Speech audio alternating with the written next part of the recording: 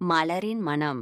Fairy moral story. முன்னொரு காலத்தில் இருளும் ஒளியும் ஒன்றாய் வாழும் மாயக்காட்டில் சிறிய தேவதை லீரா இருந்தாள்.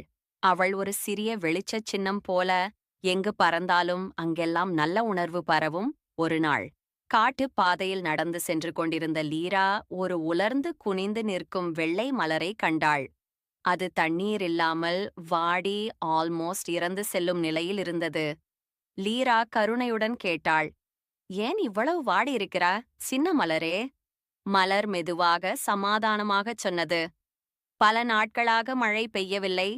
நான் உயிர் தாங்க முடியவில்லை." லீரா சிரித்து தன் சிறிய கைகளில் மாயத்துளியை உருவாக்கி அதை மலரின் மேல் ரசித்தாள்.